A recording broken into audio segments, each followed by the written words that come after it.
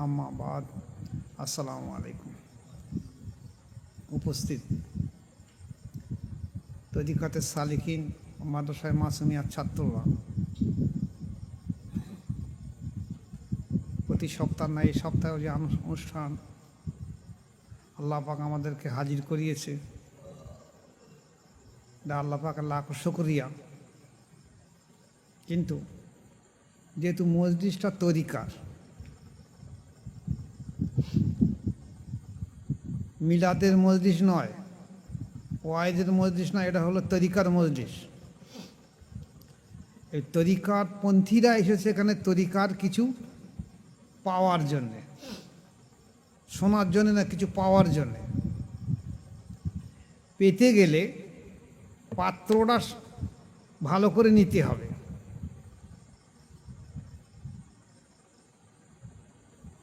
যেটা বড়পীর আব্দুল কাদের জিলানী রহমতুল্লাহ ওনার মালফুজাতে বলেছেন যে, ওহে দুনিয়াদার মাওলানা মৌলবীরা বা ওয়াইজিন বা আলিম বা আবিদি ব্যক্তি, যদি তোমরা আমার মজলিসে আসো, তাহলে তোমার যে এলেম আছে, তোমার যে ইবাদত আছে, আমল আছে, এলেম আছে, এসবগুলো বাড়ি রেখে দিয়ে আসবে। তোমার এই জ্ঞান যদি তুমি সেইটা নিয়ে ভেতরে নিয়ে বসে থাকো, তাহলে আমার এখানে যে জিনিসটা আছে, জিনিসটা তোমার ভিতরে ঢুকবে না। দুটো প্রসঙ্গ, একটা হলো যে তুমি ওটাকে নিয়ে কম্পেয়ার করবে যে সঠিক না বেঠিক বলছে, আর দ্বিতীয় হলো যে এখানে এসে এলমে মারেফাতের আল্লাহ প্রদত্ত তাওয়াজ্জুহ ফয়েজ নিতে,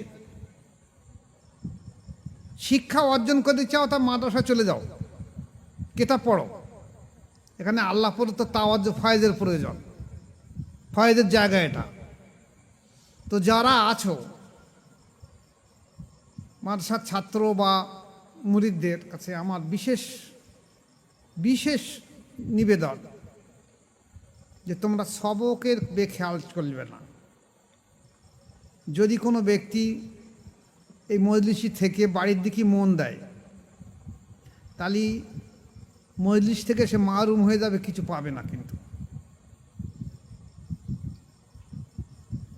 যদি বাড়ি বসে সে মজলিসের দিকে খেয়াল করে থাকে, তো বাড়ি সে মজলিসির থেকে বসে থেকে যে না পাচ্ছে, সে বাড়ি বসে তাই পেতে পারবে।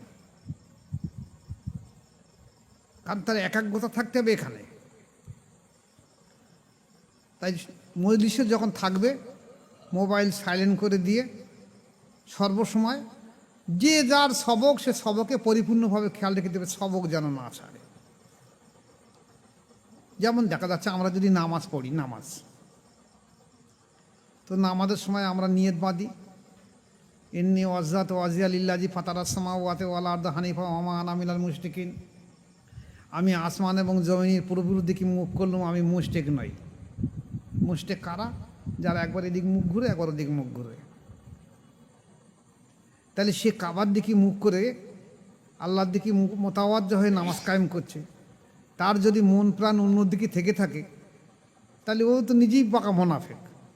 তুমি বললে এক কথা যে আমি মুশরিক নই, আমি তোমার দিকে মোতাওয়াজ্জহ আছি, আর তুমি নামাজের মধ্যে দাঁড়িয়ে এখানে সেখানে এখানে সেখানে খেয়াল করছো, মনটাকে দিয়ে দিচ্ছ। তা তরিকার মজলিসি এমনই জিনিস যে মজলিসি যতক্ষণ থাকবে সবকে পরিপূর্ণ খেয়াল রাখতে নতুবা কিন্তু তাওয়াজ্জুহ ফয়েজ থাকবে না। যাক, আসুন আজকে আলোচনা। কোরআন শরীফে আল্লাহ পাক বলছেন, বিসমিল্লাহির রহমানির রহিম, মাই ইউতিহির রাসূলা ফাকাদ আতা আল্লাহ। যে ব্যক্তি রসুলকে অনুসরণ করলো, সে আল্লাহকে অনুসরণ করলো। এটা বিরাট বড় কঠিন সাবজেক্ট, যে রসুলকে অনুসরণ করলো, আল্লাহকে অনুসরণ করলো। সূরা নেসা আয়াত নম্বর ৮০। এখন কোরআন শরীফ এসেছে, কিয়ামত পর্যন্ত এই কোরআন থাকবে, পরিবর্তন হবে না। এ কোরআন লৌহে মাহফুজে হেফাজত আছে। এই কোরআন থেকে কোরআনের কিছু কিছু অংশ উপদেশমূলক কিছু কিছু অংশ নিয়ে বাকি যে আর আসমানি কেতাবগুলো যে এসছে 104টের মধ্যে আরও 103টে, তৌরাত, জবুর, ইনজিল, এছাড়া আরও যে 100 সহিফা কেতাব এসেছে, এই 103টে সব কিন্তু কি কোরআন শরীফের থেকে অংশ নিয়ে নিয়ে করা হয়েছে। মূল হলো কোরআন পরিবর্তন হবে না। তা কোরআন যদি পরিবর্তন না হয়ে থাকে তাহলে মাই ইউতির রসুল ফাকাদ আতা আল্লাহ, যে ব্যক্তি রসুলকে অনুসরণ করলো সে আল্লাহকে অনুসরণ করলো। তা রসুল পাক সাল্লাল্লাহু আলাইহি ওয়াসাল্লাম তো আমাদের চোখে পর্দা নিয়েছে, সাহাবায়ে কেরাম রাদিয়াল্লাহু তাআলা আনহুম রসুলকে অনুসরণ করেছে। তাহলে সাহাবারা যদি রসুলকে অনুসরণ করে তারা কে আল্লাহকে অনুসরণ করেছে? তা রসুল তো আল্লাহ না। রসুল কি আল্লাহ? রসুল আল্লাহ না, কিন্তু আল্লাহ থেকে আলাদাও না। তাই রসুলকে অনুসরণ করার কথা বলা হয়েছে। কিন্তু আমার কোরআনে যখন এই আয়াত অবতীর্ণ হয়েছে, আয়াত তো পরিবর্তন হয়নি। তা আয়াত যখন পরিবর্তন হয়নি, তাহলে আজ আপনি অনুসরণ কাকে করবেন? যাকে অনুসরণ করলে আল্লাহকে অনুসরণ করার সমতুল্য হবে। তাহলে রসুল কি চলে গেছে? নবুয়াত আর রেসালাত, নবুয়াত আর রেসালাত চলে যাবার সঙ্গে সঙ্গে বেলায়েত এসেছে, নাম পরিবর্তন হয়ে এসছে। নাম পরিবর্তন, নবুয়াত আর রেসালাতের পরিবর্তন, নাম পরিবর্তন হয়ে এসেছে বেলায়াত। আসলে সে বেলায়াতটা কিন্তু নবুয়াত বা রেসালাতের অংশ, সেটা নবুয়াত নয়। একটা গভর্নমেন্ট ছিল, গভর্নমেন্ট পরিবর্তন হয়েছে, গভর্নমেন্ট এসছে, সে আর পরিবর্তন হয়নি। তাহলে আজ আপনি কাকে অনুসরণ করেন, কিভাবে অনুসরণ করবেন?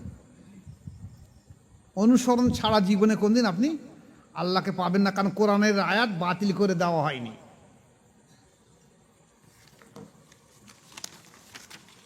আসুন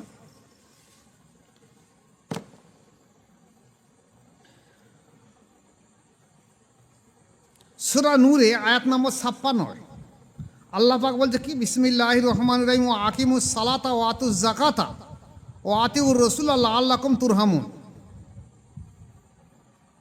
তোমরা নামাজ কায়েম করো, নামাজ আদায় করো এবং যাকাত দাও, আর আমার রসুলের অনুসরণ করো, তাহলে তোমাদের মাফ করে দেওয়া হবে, রহম করে দেওয়া হবে। এখন নামাজ কায়েম করো, ওয়াও শব্দ দিয়ে বলা হয়েছে, ওয়াকিমুস সালাতা ওয়াতুজ যাকাতা, ওয়াও শব্দ দিয়ে বলা হয়েছে, এবং যাকাত দাও এবং আমার রসুলের অনুসরণ করো, তাহলে তোমাদের উপরে রহম করা হবে, মাফ করে দেওয়া হবে। সেন্টেন্স কিন্তু একটা, আয়াত কিন্তু একটা। তাহলে নামাজের সঙ্গে, যাকাতের সঙ্গে রসুলের অনুসরণের সঙ্গে একই আয়াতের মধ্যে এসেছে। তাহলে নামাজ যদি ফরজ হয়ে থাকে, যাকাত যদি ফরজ হয়ে থাকে, তাহলে রসুলের অনুসরণ কি হবে?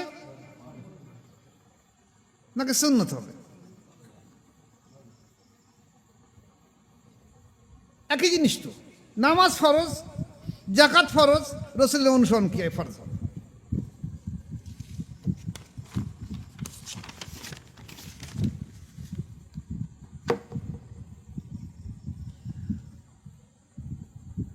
ওলামায়ে কেরামগণ এই আয়াতের দ্বারা নামাজ আর যাকাতকে ফরজ করেছে, এবং একই আয়াতে তিনি সুন্নতের বা রসুলের অনুসরণ করার আদেশ করেছেন এই হিসেবে।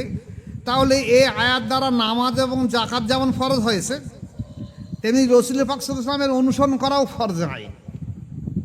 নামাজ যেমন ফরজ আইন, যাকাত তেমন ফরজ আইন, রসুল পাক সাল্লাল্লাহু আলাইহি ওয়াসাল্লামের অনুসরণ করা ফরজ আইন। কিন্তু আমরা বলছি কি, অধিকাংশ সব সুন্নত এনে হাজির করে দিয়ে দিচ্ছে। আসছি আলোচনায়। মুস্তাহিদ ইমামগণের মতে আল্লাহ পাকের হুকুমে রসুল পাক সাল্লাল্লাহু আলাইহি ওয়াসাল্লামের তরিকা এ দুটোই ফরজ আইন। আল্লাহ পাকের হুকুম আর রসুল পাক সাল্লাল্লাহু আলাইহি ওয়াসাল্লামের তরিকা দুটি ফরজ আইন।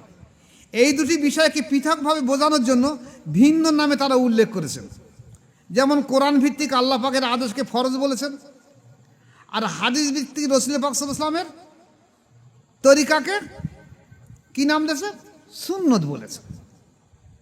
কিন্তু প্রকৃতপক্ষে ঈমানী ও আমলি জীবন গড়ার জন্য ফরজ এবং সুন্নত দুটোই আল্লাহ পাকের আদেশ, দুটোই আল্লাহ পাকের গুরুত্ব, দুটোই আল্লাহ পাকের হুকুম।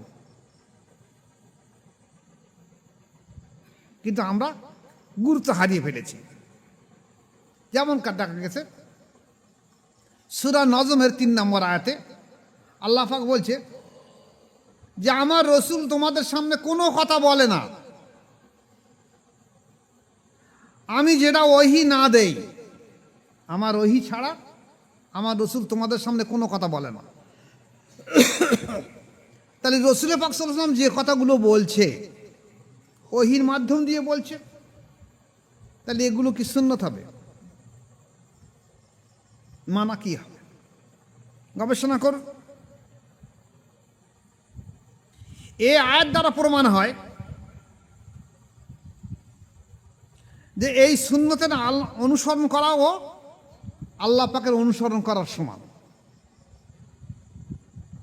রসুলের যে ওহী এসেছে সে ওহীটা তো আল্লাহ পাকের তরফ থেকে এসছে, তাহলে সে ওহী অনুসরণ করা মানে আল্লাহ পাকে অনুসরণ করা, আবার রসুলকে অনুসরণ করা। তাহলে আসলে সুন্নত কোনটা? আসুন, মুস্তাহিদ ইমামগণের মতে নামাজের যদি ছেড়ে দেওয়া হয়, একটা ফরজ ছেড়ে দেওয়া হয়, তাকে কবিরা গুনাহ হবে। নামাজ ছেড়ে দিলে কবিরা গুনাহ হবে। তেমনি যদি দাড়ি রাখা ছেড়ে দেওয়া হয় তাহলে এটা কবিরা গুনাহ হবে, কারণ রাসূল পাক সাল্লাল্লাহু আলাইহি ওয়াসাল্লাম সুন্নাত এটা। তেমনি রাসূল পাক সাল্লাল্লাহু আলাইহি ওয়াসাল্লাম যে বায়াত করিয়েছে প্রত্যেকটা মানুষকে, এমন কোন সাহাবা ছিল না যিনি রাসূল সাল্লাল্লাহু আলাইহি ওয়াসাল্লামের কাছে বায়াত হয়নি। তাহলে বায়াতকে যারা অস্বীকার করছে তাদের উপায় কি হবে? তাদের কি বলেন বলুন?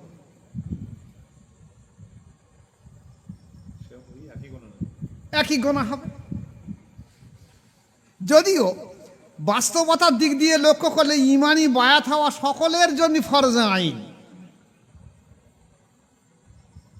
কারণ রাসূল পাক সাল্লাল্লাহু আলাইহি ওয়াসাল্লামের কাছে যখন মানুষ বায়াত হয়েছে, ঈমানি বায়াত হয়েছে, এই ফরজ আইন সবার জন্য ছিল। এরপরে কখনো কখনো লড়াইয়ের ময়দানে যাওয়ার সময় যাতে তারা ফিরে না আসে, বলছে তোমরা এখানে লড়াইয়ের বায়াত হও যে আমরা জীবন যায় যাবে তবু লড়াই থেকে ফিরে আসবো না, এক ধরনের বায়াত করা হয়েছে।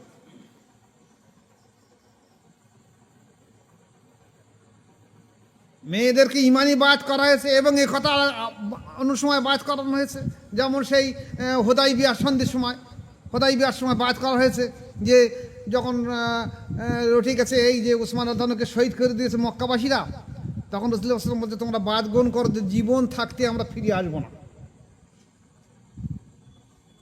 কিন্তু এটা ঈমানি বায়াত নয়, ঈমানি বায়াত আগে নেওয়া হয়েছে।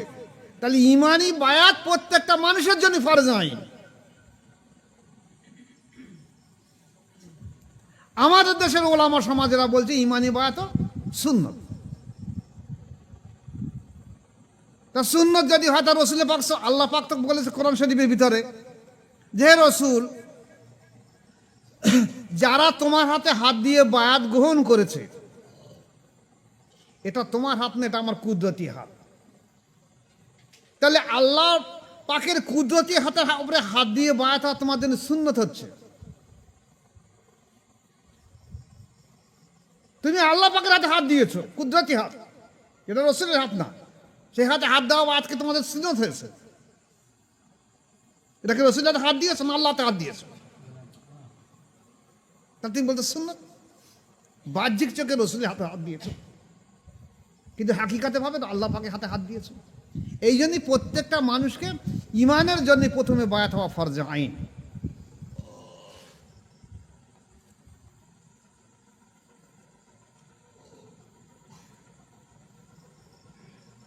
যেমন বলা হয়েছে, হাদিস ভিত্তিক সুন্নতের অনুসরণ না করলে অনেক ক্ষেত্রে ফরজ আদায় করা সম্ভব হয় না।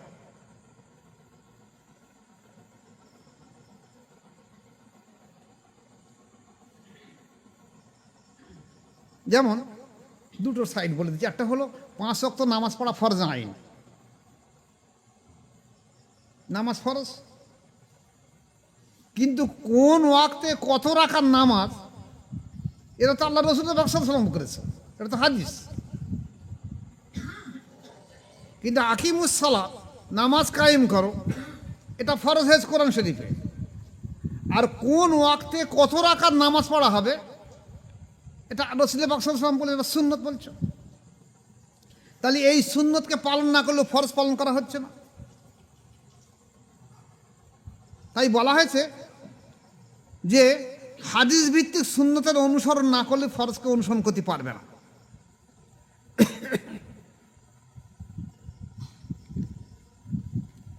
তেমনই ভাবে যেমন জাকাত দেওয়া ফরজ, আকিমুস সালাত ওয়া আতুজ যাকাত, নামাজ কায়েম করো এবং জাকাত দাও, জাকাত দেওয়া ফরজ আইন। এখন কোন মালের কতটা জাকাত দেওয়া হবে, এ তো সাহাবারা আল্লাহ রসুলকে জিজ্ঞেস করেছে, ইয়া রাসূলুল্লাহ এটা গরুর জাকাত কটা হবে, ছাগলের জাকাত কটা হবে, ভেড়ার জাকাত কটা হবে, দুম্মার জাকাত কটা হবে, সোনার জাকাত কতটা হবে, রূপোর জাকাত কতটা হবে, এই খোরমার জাকাত কতটা হবে, জবের জাকাত কতটা হবে, মালামালের জাকাত কি হবে। তাহলে রসুল পাক সাল্লাল্লাহু আলাইহি ওয়াসাল্লাম বলেছে, তাহলে জাকাত ফরজ ওটা ঠিক করা হয়েছে। কিন্তু যদি রসুল পাক সাল্লাল্লাহু আলাইহি ওয়াসাল্লামের এই সুন্নতগুলোকে না পালন করা হয়, তাহলে জাকাত জীবনে মানুষ দিতে পারবে না, জানবে কি করে। তাহলে এই সুন্নতের মাধ্যম দিয়ে ফরজকে প্রতিষ্ঠা করা হচ্ছে। তাহলে রসুলের অনুসরণ সারা জীবনে কোনো মানুষ হতে পারবে, ভালো হতে পারবে না।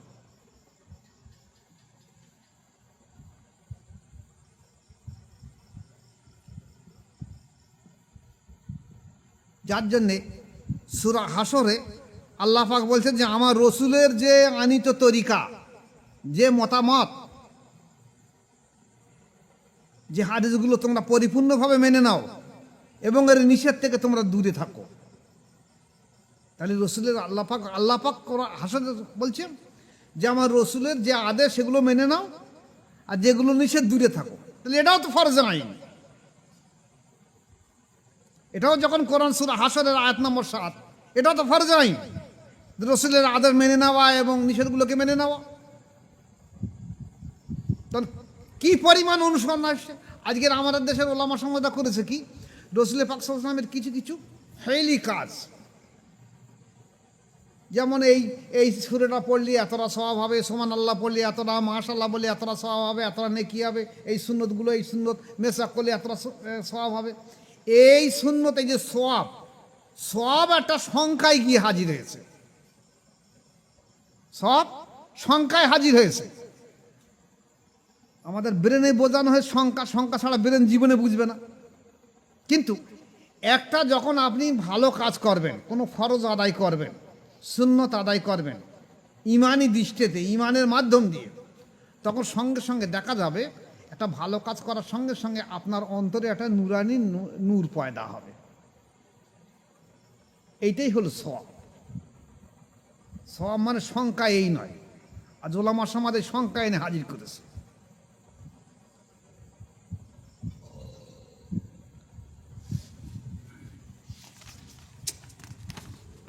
আলোচনা করতে কি ভয়ও লাগে। এবার আসুন,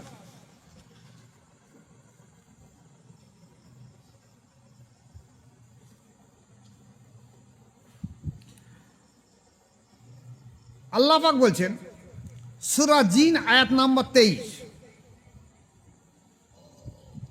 যারা আল্লাহ পাকের এবং আল্লাহ রসুলের বিধানকে অমান্য করবে বা মানবে না, তারা চিরদিন জাহান্নামে থাকবে।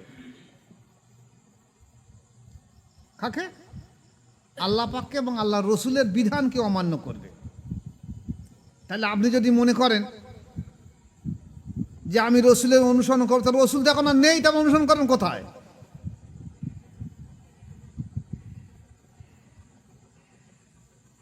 তাহলে বেলায়েত রয়েছে, নবুয়াত, রেসালাত না থাকলেও বেলায়েত রয়েছে। সেই নবুয়াত রেসালাতের নাম দিয়ে বেলায়েত রয়ে গেছে। যদি সেই অনুসরণের মাধ্যম দিয়ে সঠিকভাবে না আসে, তাহলে জীবনে কিন্তু আপনি পূর্ণ মোমেন হবেন না। ভালো করে খেয়াল করবেন। হুজুর পাক সাল্লাল্লাহু আলাইহি সাল্লাম মসজিদে নববীতে এমনই মজলিসে হযরত ওমর রাদিয়াল্লাহু আনহুকে বলেছিলেন, এই ওমর রাদিয়াল্লাহু তাআলা আনহু, তুমি কি আমাকে ভালোবাসো? বলছেন, ইয়া রাসূলুল্লাহ, হ্যাঁ হাবিবুল্লাহ, আমি আপনাকে ভালোবাসি। বলছেন, কতটা ভালোবাসো? বলি, ইয়া রাসূলুল্লাহ হাবিবুল্লাহ, আমি আমার ধন সম্পত্তি, বিবি বাল বাচ্চা, মা বাপের থেকেও আপনাকে বেশি ভালোবাসি। শুধু আমার জীবনটাকে বেশি ভালোবাসি, তারপর আপনাকে বেশি ভালোবাসি। রাসূল পাক সাল্লাল্লাহু আলাইহি ওয়াসাল্লাম বলছেন, দেখো এই ওমর রাদিয়াল্লাহু আনহু, তুমি এখনো পূর্ণ মোমেন হতে পারলে না। মোমেন হয়েছো, পূর্ণ মোমেন হতে পারলে না। ঈমান এনেছো, পূর্ণ মোমেন হতে পারলে না।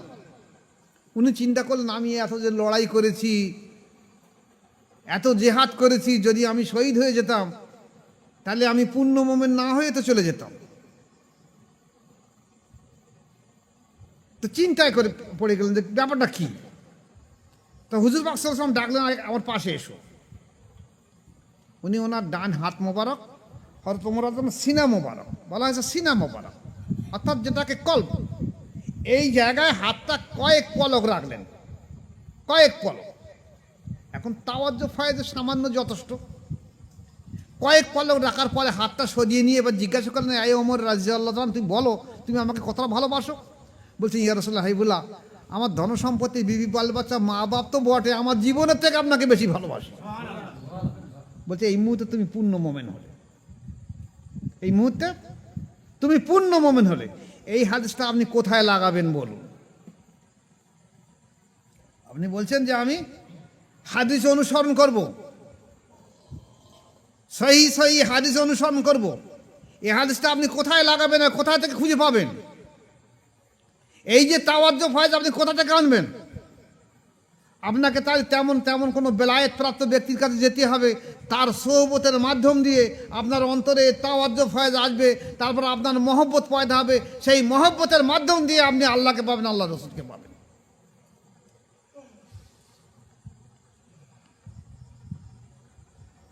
যার জন্য বলা হয়েছে, আল্লাহর বিধান অমান্যকারী, রসুলের সুন্নত অমান্যকারীদের চিরদিনের জন্য জাহান্নামী তারা।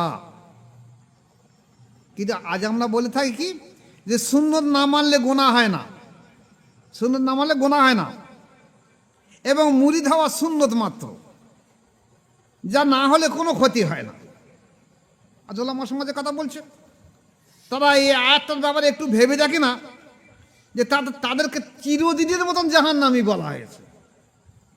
যারা রসুলের সুন্নতকে অমান্য করবে চিরদিনে জাহান্নামী। তাহলে বায়াত একটা মূল সুন্নত ইমানের জন্যে, সেই মূল সুন্নতকে অমান্য করে তুমি জান্নাতে হবে কি করে? তুমি সব কতরালে যাবে, কি ঝুড়ি জাকালে যাবে, না বস্তা নিয়ে কবরে যাবে যে সব নিয়ে? তাই তো রাসূল পাক সাল্লাল্লাহু আলাইহি ওয়াসাল্লাম কথা বলেছেন, যে ব্যক্তি আনুগত্য করা থেকে হাত সরিয়ে নেবে, কিয়ামতের দিন সে নাজাত পাবে না। আল্লাহ রাসূল কি বলছেন? যে ব্যক্তি আনুগত্য করা থেকে হাত সরিয়ে নেবে, সে কিয়ামতের দিন নাজাত পাবে না। আর যে ব্যক্তি মুরিদ না হয়ে মরবে, সে জাহেলের যুগের বেঈমানদের মতন মরবে। মুসলিম শরীফের 2য় খণ্ডে 128 পৃষ্ঠা। তাহলে মুরিদ না হয়ে মরলে সে জাহেল যুগের বেঈমান কাফের হয়ে মরবে। ওলামা সমাজ বলছে মুরিদ হওয়ার দরকার নেই, বায়াত হওয়ার প্রয়োজন নেই। তাহলে তোমরা কি এই সাধারণ মানুষকে বেঈমান কাফের দিকে ফেলে দিয়ে দিচ্ছ? যেটা আব্দুল হাকিম রহমতুল্লাহ আলাইহি বলছেন, এবং আমিও সে একই কথা বলছি, যে কোরআন হাদিসের চাবুক দিয়ে তোমরা মানুষকে সুপথ থেকে কুপথে নিয়ে যাচ্ছ। বলা দরকার ছিল আগে ইমানি বায়াত আনো, ইমানি বায়াতের মাধ্যম দিয়ে তোমরা এবার আমলের জিন্দেগি চলো। তোমরা ইমানি বায়াত না হয় আমল করছো, আর ইমানি বায়াত হতে গেলে সেখানে অনুসরণের মাধ্যম দিয়ে ইমানি বায়াত আনতে হবে, যার জন্য আজকের আমাদের দেশের এই অবস্থা। আমি যে কথা আগেই বলছিলাম যে যদি এই পদ্ধতির মাধ্যম দিয়ে না চলি তাহলে চিরকাল আমরা পথ পাব না। আর যদি অনুকরণের মাধ্যমে না থাকে তাহলে আল্লাহ পাক আমাদেরকে একটা জালিম শাসক চাপিয়ে দিয়ে রেখে দেবে, যতদিন পর্যন্ত তো আমরা নিজেরা না ইমান আনবো। আর জালিম শাসক আমাদের ঘাড়ে আসছে কেন? আমাদের ইমানের দুর্বলতা। বড় পীর আব্দুল কাদের জিলানী রহমতুল্লাহ ইলমে শেখার সঙ্গে সঙ্গে উনি খুঁজেছে তরিকার মাসায়, খুঁজেছে বায়াতের জন্যে। খাজা মঈনুদ্দিন চিশতি রহমতুল্লাহ আলাই এলমে অর্জন করার পরে উনি খুঁজেছে বায়াত, মাসায়েকের জন্য বায়াত খুঁজেছে। সারা উলিয়ারা বায়াত মাসায় খুঁজেছে। আর আমরা এত কোরআন হাদিসের এত বেশি জ্ঞান অর্জন করে ফেলেছি যে আমরা বায়াত আমাকে সুন্নত বলছি এবং রসুলের অনুসরণ না করলে কোনো অসুবিধে হবে না বলে দিচ্ছি, অথচ আল্লাহ পাক বলছে এক কথা আর আমরা বলছি এক কথা। আমরা কোরআন হাদিসের চাবুক দিয়ে মানুষকে সুপথ থেকে কুপথে নিয়ে যাচ্ছি, যার জন্য আল্লাহ পাকের গজব আমাদের উপরে। আমাদের নিয়ত রাখতে হবে, ইখলাস রাখতে হবে যে আমরা কোরআন জীবন ব্যবস্থাকে আঁকড়ে ধরবো। তাহলে দেখা যাবে জুলুমকারী শাসক থেকে আল্লাহ আমাদের হেফাজত করে দিয়ে দেবে এবং ইমানি দরজা বা জজবা বৃদ্ধি পাবে। তার ফলশ্রুতি এমনই আসবে, খাজা মঈনুদ্দিন চিশতি রহমতুল্লাহ একজন এসে যদি হিন্দুস্তানে, তখন হিন্দুস্তান বড় ছিল, সেই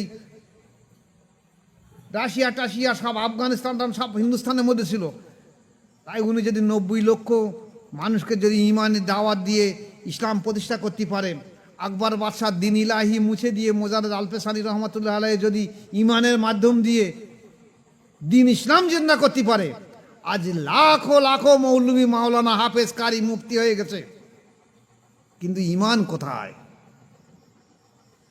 তোমরাই তো বলছো বায়াতের প্রয়োজন নেই, তাহলে ইমান আনবে কোথা থেকে? তোমরাই তো মানুষকে পথভ্রষ্ট গোমরাই করে দিয়ে দিচ্ছ। তাহলে সেই পথের প্রতীক হও, সেই পথ খোঁজো, সেখানে আঁকড়ে ধরো, নিশ্চয়ই একদিন আল্লাহ রসুলকে পেয়ে যাবে। আর যে ব্যক্তি আল্লাহ রসুলকে পেয়ে গেছে সে বড় ভাগ্যবান। আমি দোয়া রাখি আমার অনুসারীরা এবং যারা অনুসারী না, যারা নয়, তাদেরকেও আমি অনুরোধ করছি যে আপনারা কোরআন হাদিস মোতাবেক দেখে অন্তত একটা সঠিক মাসায়েক নির্বাচন করে সেখানে বায়াত গ্রহণ করে অন্তঃশুদ্ধ এবং তাজকিয়া নফস করুন। নফসের তাজকিয়া না হলে কোনো ব্যক্তি জান্নাতে যাবে না। আল্লাহ আমাদের প্রত্যেকে এর উপরে আমল করার তৌফিক দেখ। ওমা আলাইনা ইল্লাল বালাগ। আসসালামু আলাইকুম ওয়া রাহমাতুল্লাহি ওয়া বারাকাতুহু। ওদের বন্ধ করে দিল।